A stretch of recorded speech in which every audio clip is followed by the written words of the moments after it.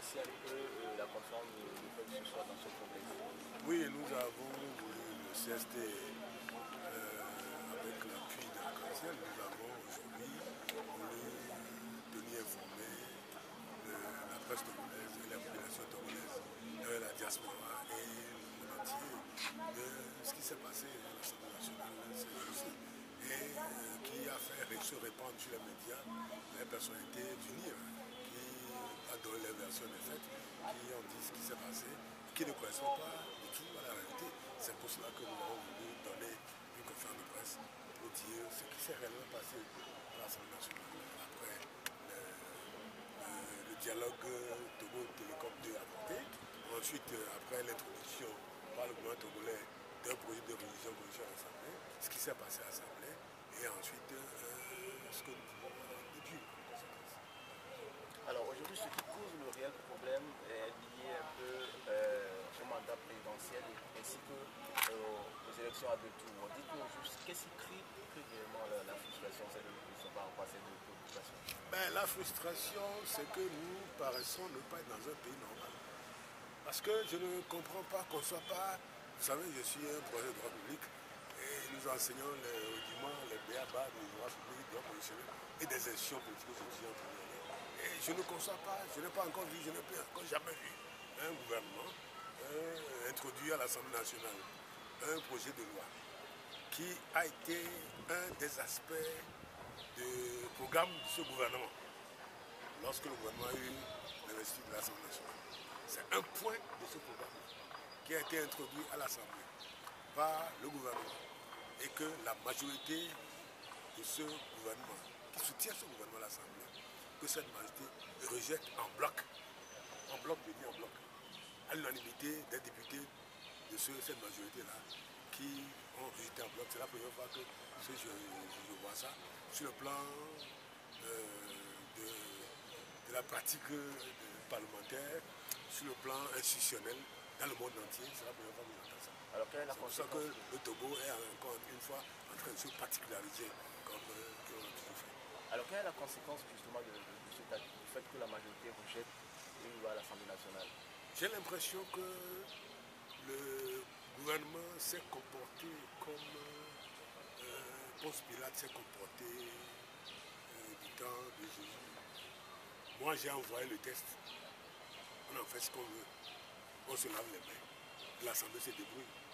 C'est comme Ponce Pilate qui s'est lavé les mains en disant aux Juifs, aux chefs des Juifs, allez vous débrouiller. Mais c'est ce qui s'est passé. Mais je ne conçois pas. Ça ne se conçoit pas. Vous savez, quelque chose s'est passé. C'est qu'il faut comprendre le mécanisme qui a conduit à ce projet à l'Assemblée. Lorsque nous avions eu le dialogue Togo Télécom, le gouvernement n'a jamais donné son point de vue sur les principaux points qui concernent justement ce projet de loi. Le gouvernement, je le dis, je répète, était soumis. Et le gouvernement introduit sur la base, et vous trouvez cela dans l'exposé des motifs. Le gouvernement a parlé de l'accord politique global. Le gouvernement a fait référence aux travaux de la CVJR et au rapport de la CVJR.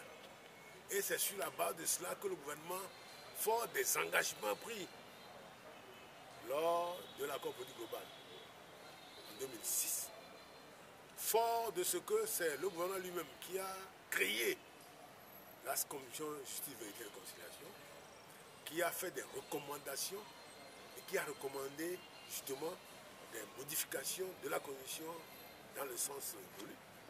Et que sur la base de cela, le gouvernement était politiquement obligé et juridiquement obligé d'introduire un document à l'Assemblée. C'est ce qui a été fait. Bien que ce soit le chef de l'État qui aurait dû introduire ce texte, signé par le chef de l'État. Parce que la condition dit que c'est le chef le président de la République et c'est un 5e député qui ont l'initiative de la révision constitutionnelle.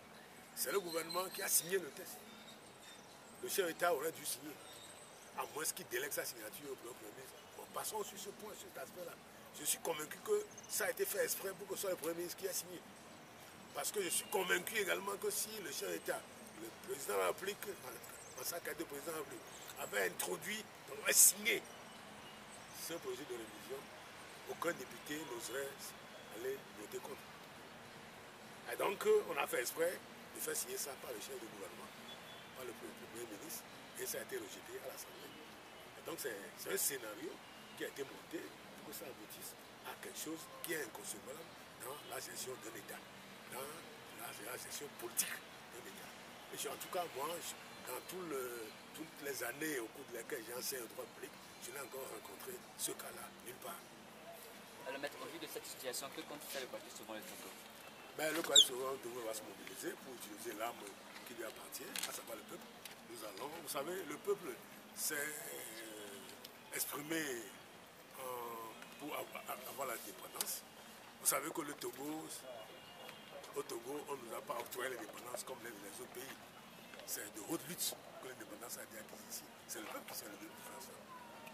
De même, lorsque cette indépendance a été dévoyée et que les choses ont été faites d'une certaine manière, le peuple s'est réveillé le 5 octobre 1990. Et vous avez vu ce qui s'est passé. De même, lorsque on a fait des élections en 1998 et que des résultats ont été donnés, vous avez vu le peuple se réveiller. Plus tard, en 2005, lorsqu'on a proclamé des résultats, vous avez vu le peuple spontanément se réveiller. C'est ce peuple-là qui également est sorti massivement le 12 juin 2012 et qui s'est répandu dans les rues. 700 000 personnes qui étaient sorties dans les rues. C'est ce peuple-là qui est notre âme. Et c'est avec ce peuple que nous allons